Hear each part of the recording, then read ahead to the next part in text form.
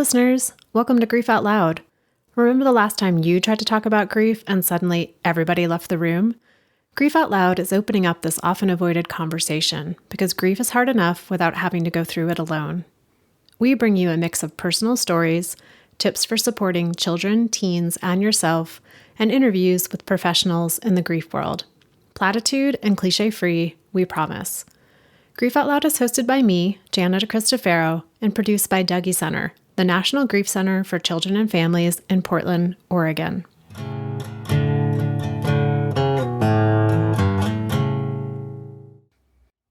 Sometime last year, I was asked this question in an interview. How do you define grief?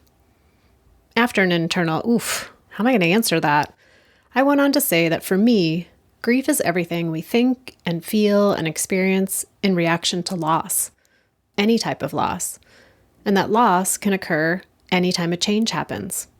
I know, super general to cover all the bases, but it's kind of true. On this show, we primarily talk about the grief that comes when someone is diagnosed with an advanced serious illness or has had someone in their life die. This kind of grief is relevant for today's guest, Tida Beattie, but she also spends her days thinking about the impact of a different type of grief, cultural bereavement. Cultural bereavement is a term coined by Dr. Maurice Eisenbruch in 1991, and it's defined as the experience of an uprooted person or a group related to the loss of social structures, cultural values, and identity. In other words, everything people think and feel and experience in missing a home and a homeland they needed to leave. Sometimes by choice, sometimes by force, sometimes out of necessity, and most often, a combination of those three. Tida Beattie is a Thai-American end-of-life doula, grief support facilitator, and immigrant advocate. She's also the co-founder of MESO, an organization created to support caregiving and grief with compassion and a cultural lens. Tida's commitment to supporting immigrant families before and after a death comes from her personal experience of being a long-distance caregiver for her parents and a bereaved and overwhelmed daughter after they died. Tida went in search of support and discovered, as so many do, that the offerings were not culturally specific or even relevant. To quote Tida here, she writes, "I was forced to contend with the dearth of support for immigrants in the U.S. around care, death, loss, and grief, and have now decided to do something about that." In our conversation, Tida shares the work she's doing to do something about that, ensuring that other immigrant families and their next generations have the support they need both before and after a death. Tida, thank you for coming on Grief Out Loud today. I'm looking forward to our conversation. I know you and I were in a webinar-y thing last year, but we didn't get to talk directly to each other, so I'm really looking forward to that. Oh my, thank you so much for having me here. Tell us a little bit about your parents. Like, what role did their experience as immigrants play in how they parented you? Yeah, my parents, they came from Thailand in the mid-60s to late 60s. They emigrated here to America as a result of the Hart-Celler Act of 1965. And my father was actually part of a program through the U.S. government because there was a brain drain here in the country, in the United States, of medical professionals. He was brought over on that program. And my parents actually met in the States in Washington, D.C., got married, and then they had me and then my brother. Their experience as immigrants, it's not necessarily an unusual one, but it's not that common as well. At the time when they came, immigrants from Thailand, I looked it up, there were like 200 immigrants from Thailand in 1965. The number of people coming out of Thailand and then immigrating to a country like this, which is just geographically so much larger than a country like Thailand, it was a real shift. And because of just the low numbers, they themselves at that time just didn't have really any community or any touch points. So as our own nuclear family, we were really it, like on an island, like let's say, and that our resources were really just the four of us. So in terms of their experience as immigrants, part of it was born just, naturally out of these circumstances. where they were isolated. They had to rely on themselves. So therefore, they just were already very independent. That was already clear in terms of their decisions to come here. Self-determined, self-reliant, and driven. Driven naturally as well as driven out of necessity. In terms of those components of the immigrant experience, their immigrant experience, that showed up certainly in our family. In terms of like how we may have been parented, that's a great question, because I feel like if there was anything, it was really more perhaps like benign neglect, in the sense that, they were so busy. We didn't have a lot of money. And again, without having, just kind of this notion of like community support of perhaps other Thai people, the closest community was about down in Washington, D.C., was an hour away. So it was not easily accessible. I think it was really a challenge for them to try to figure out, like, how are we going to make this work in this country? We've got like these two kids. And we've just got to like pull it all together because there is no safety net. But because what we saw in terms of just, the values reflected in our house of like independence, self-reliance, drive, that those were things I think that if there was like parenting by example, that's what we took away. Now, there's another component to that in terms of this notion of like cultural bereavement. So my parents, and I believe that like immigrants, refugees, asylees, anyone with that kind of migration story, leaving, a country, their home, to go to another one voluntarily or displacement or whatever the reasons, there's this cultural bereavement that comes with that in terms of loss of country, loss of family in that country, coming to a host country that may not necessarily be so friendly. Depending on, the circumstances, loss of, primary language, food, traditions, practices, observations, and even again, just a lack of understanding perhaps of like host country's culture, the drive for any individual to belong, is strong, of course. And so, the effects of assimilation, I think were magnified. All of that was magnified, I think, for them also because they didn't have community around them to process, a lot of what they were experiencing, to be both mirrors as well as windows for them into their experiences. Much of our experience was also clouded by this cultural bereavement, which is a kind of disenfranchised grief, which, certainly wasn't talked about. It's not talked about now, but certainly not talked about then. Also, like silence in our house of, some really big things that perhaps they really just couldn't speak to. Maybe they wanted to, I don't know, but they didn't. So I think that was, that laid the foundation for that in our house. Your description of your parents, like coming from Thailand to the US and then finding each other, but then really being just the four of you, like not having any community nearby who could reflect or engage with that experience of being an immigrant. And I was just thinking like non-death loss, loss, so much loss. So you're being raised by parents who are surrounded by that experience of loss, but that loss was not you or your brother's first person experience of loss either. Yeah. And how lonely that can be when you are in a place where there's no opportunity to put grief into words and have those words reflected back to you by other people who on some level can relate to what you're going through. Yeah, very, very lonely. Very lonely. And so you grow up, go out into the world, living your life, and then your parents come towards the end of their lives and you move into this role of being a caregiver, and you're a long distance caregiver. And just wondering if you could talk a bit about that experience and also thinking, like, you talked about your parents being so self-determined and so independent. And what was it like for them to move into this role of being more dependent on needing care? Yeah. Again, I just really appreciate that question. And I'm really glad that we're talking about this because in terms of caregiving, particularly caregiving that is having to occur, I think within younger and younger demographics, whether it could actually be younger folks who may be providing care to grandparents but I think that it's affecting younger and younger ages.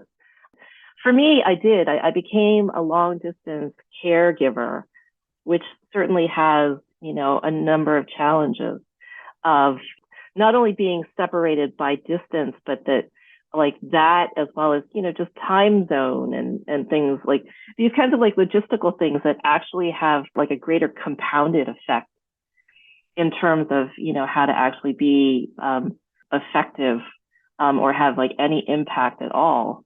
My brother, he was closer in terms of being a caregiver to my parents because he at least was on the same coast. For me, there was just, I think, a lot of like worry, general anxiety, as well as, unfortunately, guilt that I'm not closer, that I want to do more, but there's limitations to that. And I think that in terms of my parents, you hear this so often, like, I don't want to be a burden. I hate that phrase. you like, like they didn't want to be a burden.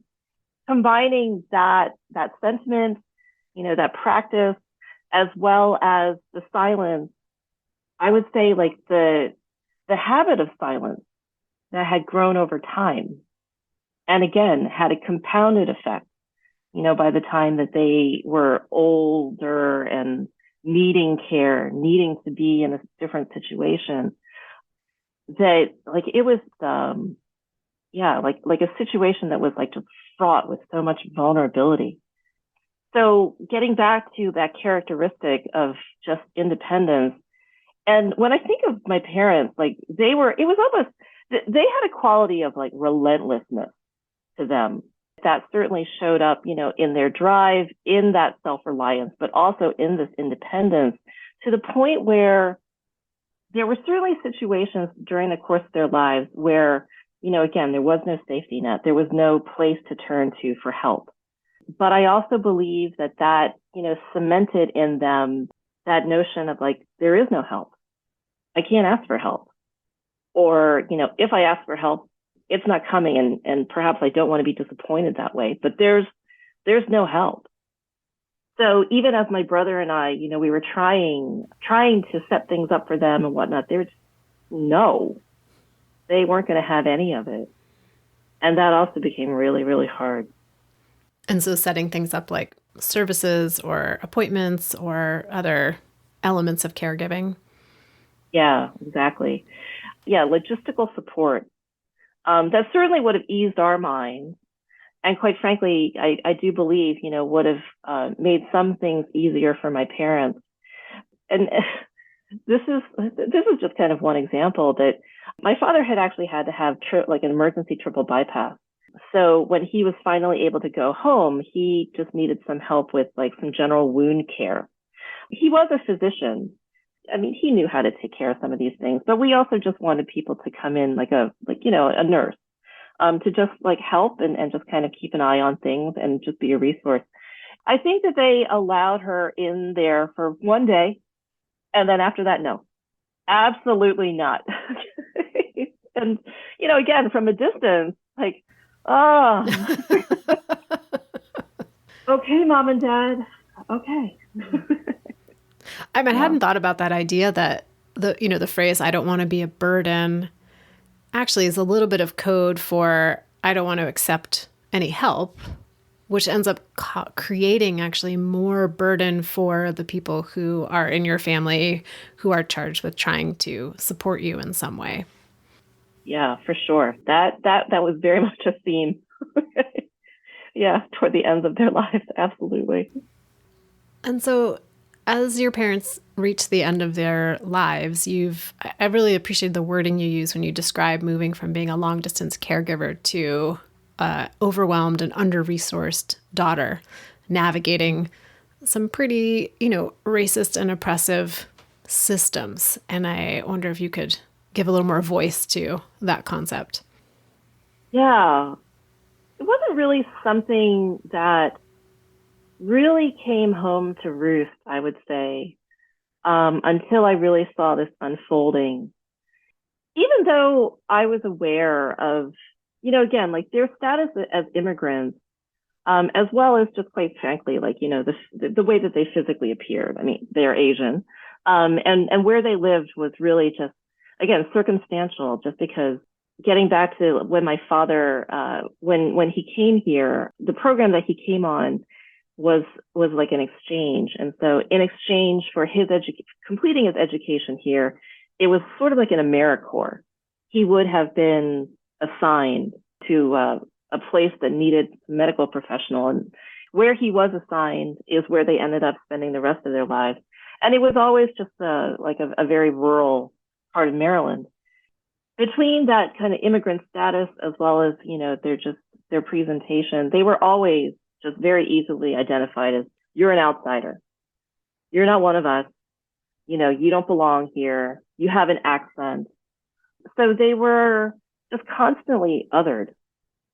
And how do I know that? And there were some times when I absolutely witnessed that firsthand, as well as growing up where I grew up with them.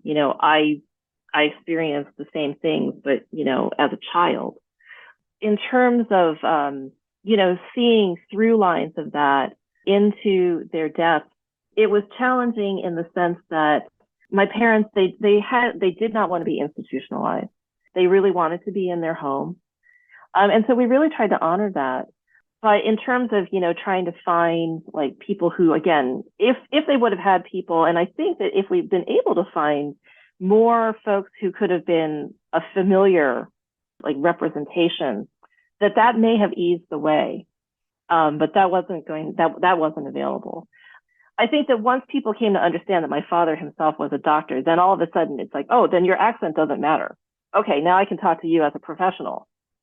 Whereas with my mom, it was very much, okay, do you understand? My mother, I mean, she spoke perfect English. So just, othering in those sometimes microaggressive ways, and sometimes those just absolutely flat out just racist ways.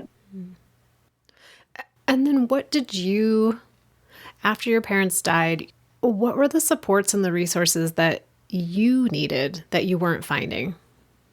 Yeah, they died 5 weeks apart, and in very, very different ways. It was such an intense experience that even though I had not really had any experience with like that kind of grief prior, had certainly had losses over the course of my life, but not anything like that. And so I had an inkling at that point that the experience of being witnessed, being at the bedside, and all of it was so intense that whatever was going to emerge for me in terms of bereavement would more than likely match that intensity. So that's kind of what I was like girding myself for, but man, there's no way to know. But I just, at the time, I remember like really like kind of sitting with myself, in the aftermath of it all, when I was finally able to return home, and just really like commanding myself, just let it be with you. Whatever's coming, don't push it away. Let it just run its course. See what happens. Now, with that, it's like, okay, I can be okay with that. And I'm going to try and find resources. So, as we do now, like got onto Google, searched for all kinds of things, like located every single like in-person grief support group that I could find. And this was before COVID had happened. So that was still, accessible. I found a lot of resources. But what I also found in trying to participate was that, at least in terms of in-person spaces, many of the spaces that I encountered, like I was the only Asian person in the room. And that's been an experience that's just kind of been a common through line of my life anyway. But I was so disheartened when, like now it's like, this is a vulnerable time. Like, this is not the time when I can really be navigating, like reading the room, trying to figure out like who I need to be in this room because I just didn't have the internal resources nor the desire, to actually show up in any way outside of I am in a world of hurt. I still tried it out. But then I also realized that it wasn't even just about like, let's say, representation. And again, like finding mirrors and windows and connections to my experience. Like there was some level of perhaps, I don't know, sympathy in terms of, oh, you lost your parents. But like the other things about it wasn't just that. Like I felt untethered and like unmoored in this world because my foundation was now gone and untethered in the sense of I have no connection now to their country. I have no connection, outside of just has been like my experience, my memories with them, to the foods anymore, to language, to those aspects of memory. Even though the dynamic growing up in terms of, being isolated, it is just the four of us, that kind of stuff. There was no understanding, from like an immigrant viewpoint, why that might arise, what that can feel like. There's not recognition of that kind of grief generally in society. There was just limited opportunity for compassion. That's now an aspect, I think, of my own like cultural bereavement.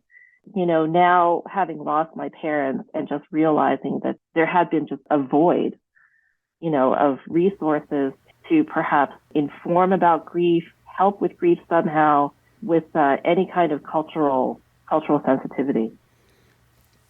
And that experience is what led you into the realm of starting MESO, the organization that you co-founded. Yeah, tell us a bit about MESO and the goal of that organization is now. Yeah, thank you. I am a co-founder of MESO and my partner, So-Yun Davis. We are trained end-of-life doulas as well as peer grief support facilitators. I describe myself as an American-born daughter of Thai immigrants. And So-Yun, she emigrated here from Korea when she was 5 years old.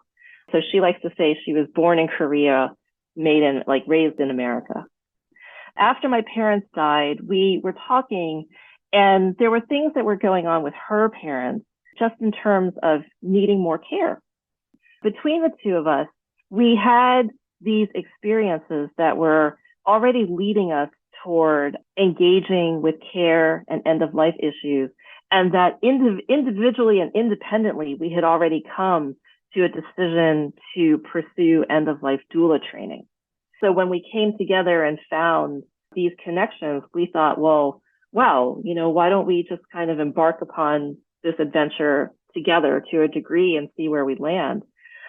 That was like the spring of 2020 when we were just, horrified, like as with like the rest of the country with the killing of George Floyd, and saw how that was maybe like a renaissance of a social justice movement. We saw something in that kind of really lit a fire for us in terms of being dissatisfied with our attempts to search for, as well as really like hope for, resources for care, for end of life, for grief, through a cultural lens that could speak to just daughters of immigrants, to immigrant families, to their caregivers, to their grievers. And so that's when we just decided, okay, let's really do this. Let's be the change that, we want to see. Let's create what we needed. And let's really try and do that for immigrant communities, because there are common experiences just around the immigrant experience. But because we are both Asian, we emphasize Asians in America. Our goal with it really came out of, again, examining like, what is it that we, both really needed? And so through a cultural lens, what we aim to provide is meaningful, relevant information, because it allows whomever is searching for that perhaps to build as well as to increase, like expand their external as well as their internal capacity. so that they might be able to be more in the moment of whatever's happening, so that they might have either expectations or, some level of knowledge of what is unfolding in front of them, as well as to provide just like open, non-judgmental, compassionate support to immigrant families, immigrant communities. That was going to be my next question. Of my understanding is the audience that you serve, not really the audience, but the folks that you serve are people who are needing support around end-of-life care. Are you also supporting people who work in those fields to have a better understanding of like how to approach these kinds of conversations and these services? Yeah. I mean, for us, we understand that education needed all around for whomever, happens to come our way, whether it's, a family or whether it's, someone who's a practitioner or whatnot. We absolutely support, all of that.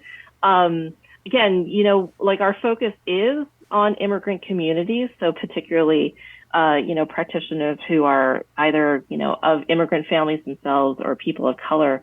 We just recognize that there's just different components to those experiences that we just didn't necessarily find in the grief resources, in whatever kind of resources we were first searching for, because it was really through just like one lens, a dominant culture lens. Understanding that education, as well as building ecosystems, building networks, so that we can, share our own experiences, as well as connect to each other for both like professional, personal development, referral, that kind of thing, but that there's not enough of it. We need to be in concert with each other. One of the services that you provide is supporting children, cousins, family members in having end-of-life conversations with their immigrant parents and grandparents. And I wondered, could you share a little of, I mean, you've talked about this a bit, but like, are there things that you think about that make that conversation unique or uniquely challenging? Yeah. I think that I should probably just go ahead and like back up a little bit and just talk a little bit more about cultural bereavement, because it is, again, something that's not, it's really just not talked about. It is a disenfranchised grief, and a disenfranchised grief being one that's not recognized, supported, acknowledged, or really spoken to by larger society. And then cultural bereavement itself, it was a term coined in 1991 by a researcher, I think he's Australian, Dr. Maurice Eisenbrook. He was doing work with Cambodian refugees and interviewing them. And from that body of work, he coined and defined cultural bereavement. It's basically like the experience of an uprooted individual or a group that results from loss of social structures, cultural values, or markers of self-identity, like language, attitudes, values, social structures, support networks. In terms of cultural bereavement, and I know I've said this, but I believe that all immigrants, refugees, asylees, again, folks with that kind of like migration experience, they encounter various aspects of cultural bereavement. Like what I had seen in my own family, where for people who are primarily going through this, to not have any name for it, to not have any way to recognize it, to name it, to acknowledge it. And if you also don't have community around you to talk about it, like, this is what I'm going through. What are you like, are we, it's like, no, you're not crazy. Like, to not have some of that feedback, it can lead to a number of different kinds of outcomes. But I think that that's really where it starts for immigrant families, whether it's your grandparents, I mean, whomever, had come first. There is an element of that to their experience. And it remains because it hasn't been acknowledged. It almost kind of like lingers there, sort of like a phantom. And so I think that by the time that like a care conversation, an end of life conversation needs to occur, which also, in our death phobic society gets pushed forward, the combination of, again, those kinds of factors just can really lead to a very challenging situation. What are the things about care conversations, end of life conversations? They can be challenging, really, just again because of what we're trying to address. But the other component of it is, what is the relationship underlying that may be present, that may either be facilitating having that conversation or not, and actually may be acting as something of a barrier. These kinds of conversations about care, about end of life, these are intimate. These are intimate conversations. In terms of the relationship that's required to support having that conversation, it has to be something of an intimate relationship. And I think that I wish that this is something that people could understand a bit better, is that it's a shift. It's a shift in your relationship toward this deeper kind of, intimacy. If your goal is to have these kinds of conversations, and that if you're not already in a position where perhaps the runway, to shift into that has already been, well laid out or perhaps started, then you're going to have some work to do. It's not just a function of like, hey, let's talk about advanced care planning right now. And I do think that there's a misperception that has been occurring, and particularly I think like in the light of COVID, that, advanced care planning has come much, much more into the fore. It's kind of like, all right, get this paperwork done and you're going to have like a good death. Everything's checked, like all the boxes are checked and whatnot. It's like, it's not quite that easy. Yes, taking care of various logistics, paperwork, advanced care planning, wills, funeral planning, all of the kinds of concrete things, absolutely important. But in terms of having, again, some of those conversations that may have to do with those logistics, but also, around wishes, it requires shifting toward a different kind of intimate relationship to have those kinds of conversations about really any of that. Are there ways that you coach people to start building that type of relationship so they can have those conversations? Yeah. One of our workshops is how to talk to your immigrant parents about death, getting started. We do facilitate like an exploration, and we basically start with this notion of, it's not really so much again about that conversation. It's about a relationship, and it's about, whomever are the stakeholders in that relationship. For any individual, we think that it's important to be able to define within this relationship, who are you? What is your role? Is that a role that you have taken on? Is that a role that you've been given? How do you feel about that role? Do you want to keep doing it?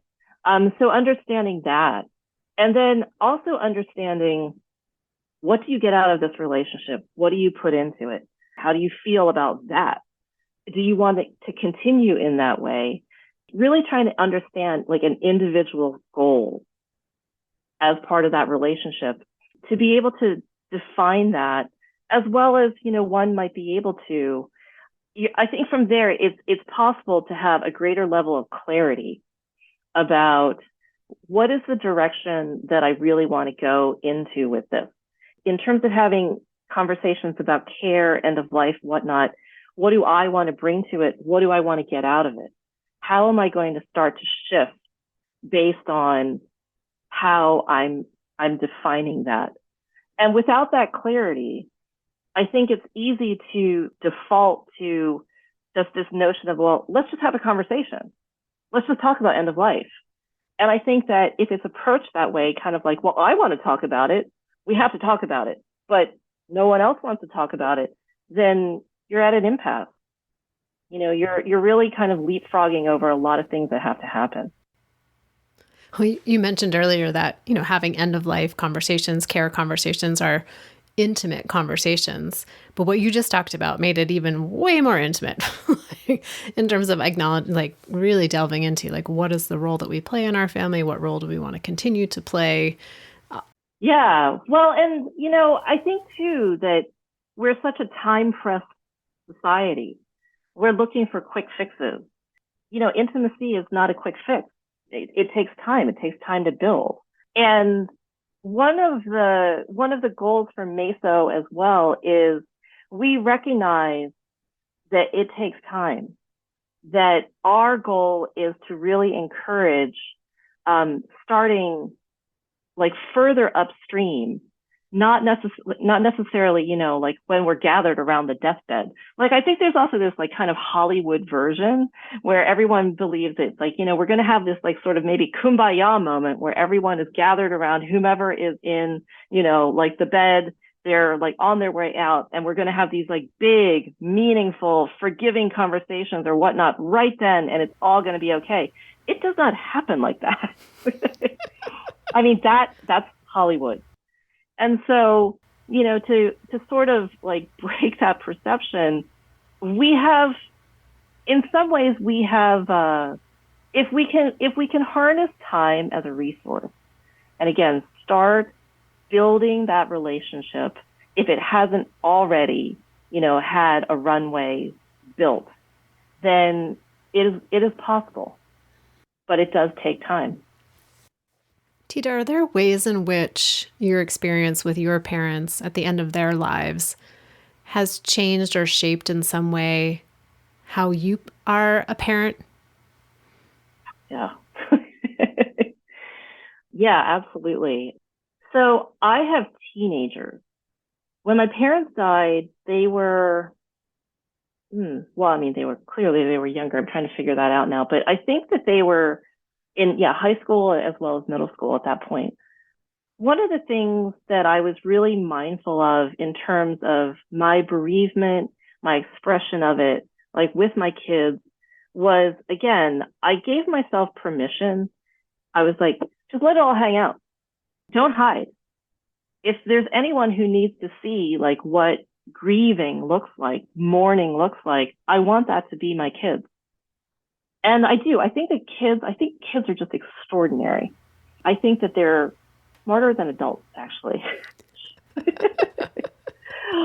um, my kids, they like if I would really start crying like in the middle of like wherever, they come over and they just give me a hug, or they just put like their hand on my arm, or just something like so intuitive. And I just love that about them. In terms of, really looking at the important relationships in my life after my parents have died, and where do I want to find my own grounding? And I do believe like the necessity of finding grounding as a parent, but really looking at the importance and the value of my relationship with my kids.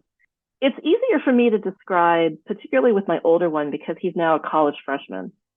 In terms of, all of like the swirl of like his senior year, that he could have a senior year. There could be like an in-person prom, that there's actually, in-person classes. There's going to be like an actual graduation, like all of that, coming out of COVID was such a joy and such a relief.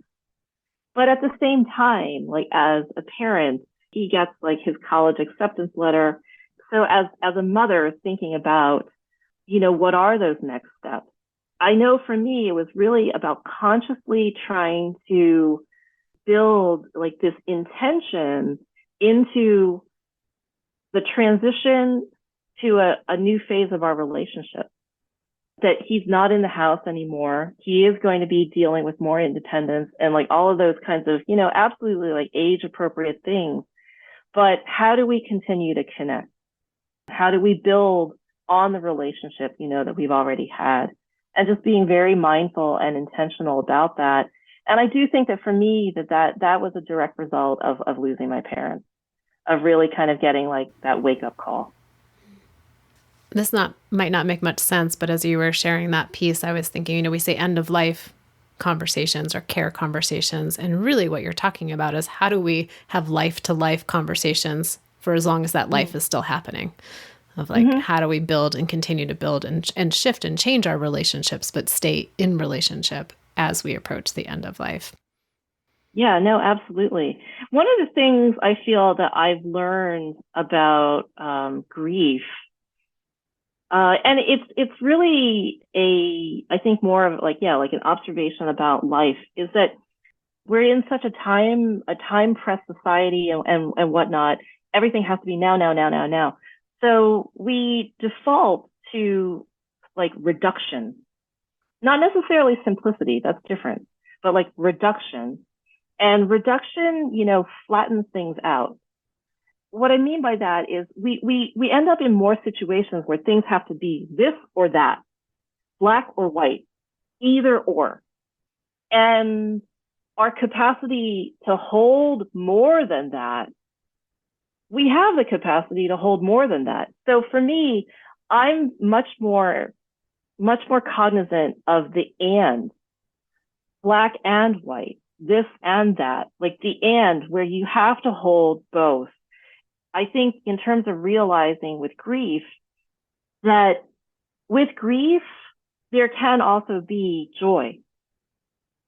And in terms of joy, do I appreciate it as much, quite frankly, if there's not also that grief, to like throw like a shimmering light on like what that joy is. So joy and grief and joy, to be moving forward in life with that, I think is just a much more holistic approach. Well, Tida, as we come to the end of our conversation, speaking of end of things, is there anything, last thing you want our listeners to know, either about your work with MESO or about cultural bereavement, or just any last thing you feel like you didn't get a chance to say that you want people to know? Yeah, thank you for that opportunity. I think I just really like to bring it back to cultural bereavement because that's really the focus of MESO's work for this year. In terms of it, we there is a term, so we can name it, we can recognize it, we can acknowledge it. But where the magic of it can come is that as an individual, as we grieve, as we mourn, anything, like you do that as an individual, but as that individual, I believe you can only go so far.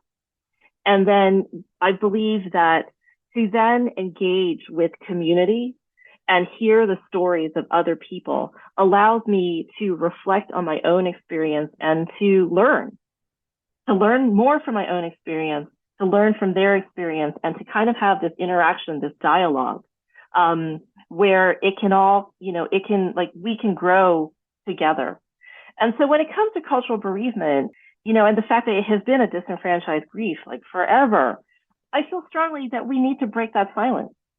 So in terms of like, what can people perhaps do? It's like learn more about like your history or your herstory and connect with culture in whatever ways that feel resonant, but then also either find or build a community where like the silence will not prevail.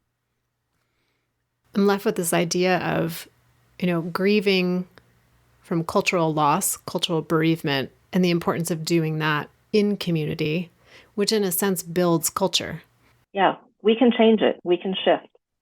Well, in deep appreciation for the work that you are doing through MESO to shift this. And I always put things in the show notes, but anything quick you want listeners to know of where to find you and the work that you're doing? Yes, our website is mesocommunity.com. We are on Facebook as well as Instagram, and our handle is @mesocommunity. And listeners, always, it's in the show notes, but if you want to quickly head there now, please do. And Tida, again, gratitude for your time today, for the work that you're doing, for everything that you shared with me and with our listeners. Thank you so much for having me. And listeners out there, each and every time I say the same thing, but thank you for being part of the show, for making it mean something, for, sharing an episode with a friend or a family member that you think might be interested in what we're talking about here. And if there's things you want us to be talking about that we're not talking about, please reach out to me. You can email me at griefoutloud@dougy.org. That's DOUGY.org, which is also the website for Dougy Center, where you can find information about our local programming, all of our free downloadable tip sheets, activity sheets, other resources, and each and every episode of Grief Out Loud. Our podcast is sponsored in part by the Chester Stephan Endowment Fund. Thanks so much for listening. We hope you'll join us again next time.